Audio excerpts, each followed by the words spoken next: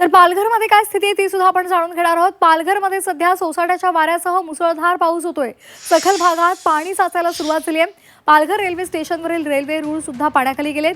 पालघरमध्ये आज अतिवृष्टीचा इशारा देण्यात आलाय। शाळा आणि महाविद्यालयांना सुट्टी जाहीर केलेली आहे।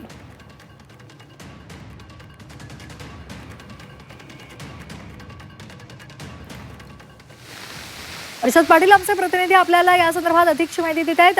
हर्षद, पालघरमध्ये काय सध्या स्थिती आहे, कुठे कुठे पाणी साचलेलं आहे आणि काय नेमकी सध्या अपडेट्स मिळत आहेत?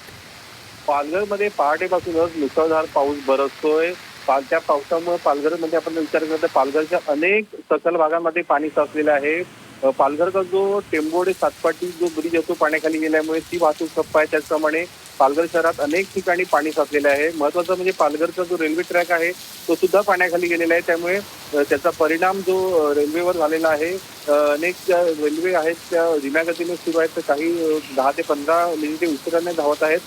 त्याचप्रमाणे पालघरच्या ग्रामीण भागात सुद्धा जोरदार पाऊस बरसतोय। त्यामुळे सूर्या असेल, वैतरणा नदी असेल त्यांना सुद्धा पूरजन्य स्थिती निर्माण झालेली आहे। पालघरमध्ये अजूनही पाऊस बरसतोय आणि आज हवामान खात्यानं रेड अलर्ट जाहीर केल्यामुळे शाळांना सुट्टी दिली असली तरी चाकरमान्यांचे मात्र सकाळपासून हाल होताना आपल्याला दिसत आहेत। धन्यवाद हर्षद दिलेल्या माहितीसाठी। सकाळी 7 वाजताची पालघरमधली दृश्य दिसत आहेत। सखल भागात पाणीच पाणी झालंय। रेल्वे रूळ सुद्धा पाण्याखाली गेलाय।